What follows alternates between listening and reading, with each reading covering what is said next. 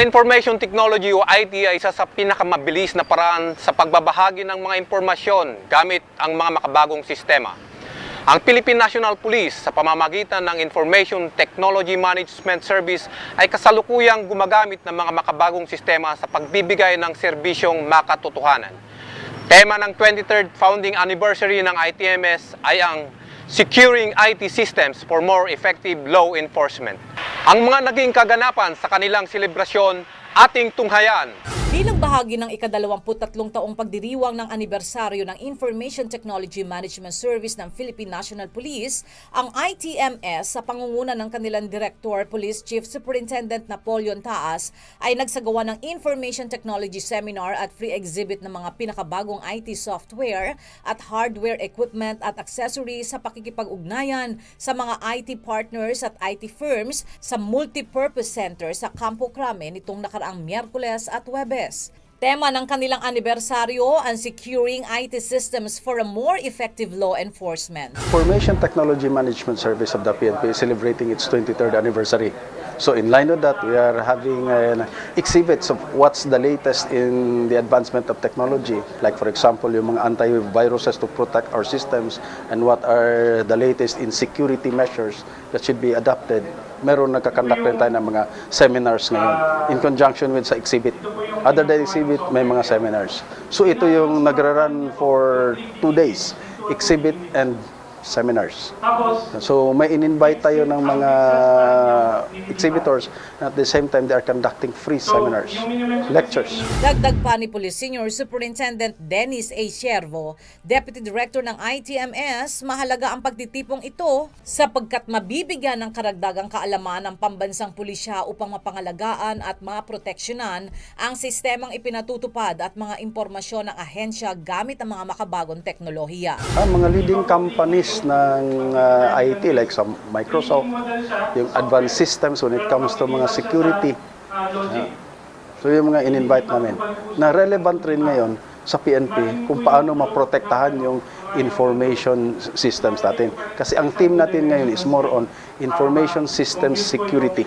Paliwanag pa ni Police Senior Superintendent Siervo, patuloy ang buong ITMS sa pagbuo at pagpapatupad ng mga programa at sistema ng mga ngalaga at tutulong sa pulisya sa minimithing pagbabago tungo sa modernisasyon pagdating sa usaping ng information technology. Ang isa sa tinututukan namin ngayon, yung programa, yung sa Information System Security Strategic Plan. Kasi nakikita natin na mga sistema natin, kailangan protektahan yon. Kung hindi, yung mga impormasyon na nandoon, pag napunta yung sa mga unwanted na individuals, they can use this in some other ways. So sa atin po, protektahan yon, yung integrity nun, and secured yun. Diba? Hindi lang yung physical security, we have also to secure our IT, yung information natin, information technology ng mga assets natin. Because we are dealing right now sa cyber security ng operations natin, di ba? Mga web-based ng mga programa natin na lahat nakapag-access nito through internet. So available yan sa public. So kailangan maprotektahan yon. Di ba? Isa lang na intrusion, like for example yung mga sistema natin, yung sa salary system natin. Pag nasira yon, wala tayong sweldo sa next na salary system. Pag ano mangyari noon, apektado lahat ng mga membro ng PNP yung sa pulisya natin. So, kailangan natin maprotektahan yun. We should put more concern on that aspect, security. Parte rin ng kanilang anibersaryo ang isinasagawang fan run walk sa loob ng Campo Crame. Isa rin sa mga highlights ng okasyon ay ang pagbibigay ng pagkilala sa mga outstanding ITMS personnel na nagpamalas ng dedikasyon at katangi-tanging pagganap sa kanilang mga tungkulin. Narito po sila. Police Chief Inspector Amir Hassan Ali, Division Office Chief of the Year. Police Chief Inspector Alan S. Cabanlong, Police Commissioned Officer of the Year. Police Chief Inspector Wilson H. Andres, IT Officer of the Year, NHQ level. Police Inspector Carciolo C. Agus Jr., IT Officer of the Year, NSU level. Police Chief Inspector Ramdi M. Patino, IT Officer of the Year, PRO level. SPO3 Marley M. Moslares, PNCO of the Year. PO1, Willard M. Sigayo, IT PNCO of the Year. NUP Virginia S. Paz, NUP of the Year, Supervisory Level. NUP Rogelio P. Aquino, NUP of the Year, Non-Supervisory Level. NUP Pasita B. Guevara, NUP of the Year, Detailed IT NUP. Police Regional Office 12, Outstanding Website of the Year. At PO3, Rodney D. Dimalibot, Special Award. Guest of honor and speaker sa naturang selebrasyon si Police Director Rodrigo Purisima de Gracia, ang kasalukuyang Director for Information and Communication Technology Management.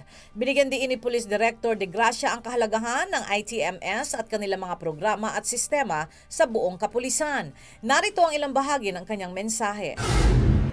Most IT projects in the Philippine National Police were conceived and developed by you, ITMS, with the intention of enhancing or improving the organization's processes and operations. This means that you drive us through technology, for technology is what drives the world today. ITMS has exerted tremendous efforts and has major involvements in development of significant ICT projects, including the CIRS, EROD, E-Warrant, Isosbuena, crime mapping, among others.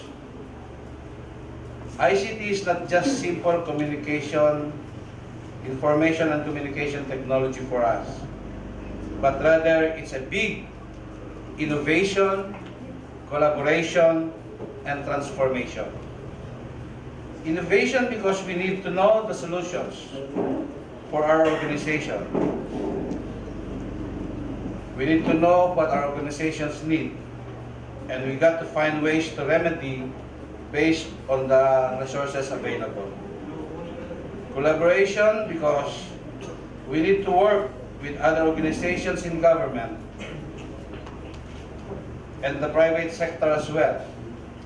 And transformation because we need to adapt to the needs, to the wants of this changing technology. Dagdag pa niya ang malaking tulong ng technology at kahalagahan ng IT sa pagbibigay ng serbisyo at seguridad ng mga pulis sa publiko.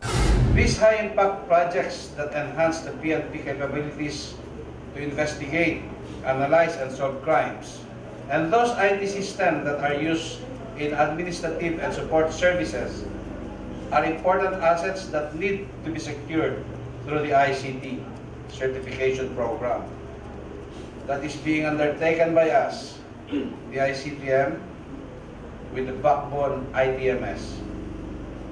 Indeed, securing IT system for a more effective law enforcement is an appropriate step towards ensuring the confidentiality, integrity, and availability of law enforcement data, information systems, and ICT infrastructure, which would further ensure the smooth and continuous operation of the whole PNP.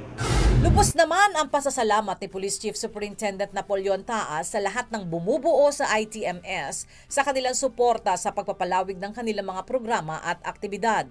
Ang kasalukuyang programa at ilang sistema ng pambansang pulisya tulad ng Crime Incident Recording System, E-Warrant of Arrest Information System, E-Rauges Gallery System, E-Subpoena, Salary and Pension Systems, Basic Computer Essential Certification System at PNP Crime Mapping System ay patunay lamang na ang ahensya ay sumasabay sa mabilis na pagbabago ng teknolohiya na angkop sa pagbibigay ng serbisyong makatotohanan at sa pangangailangan ng organisasyon at higit sa lahat ng komunidad.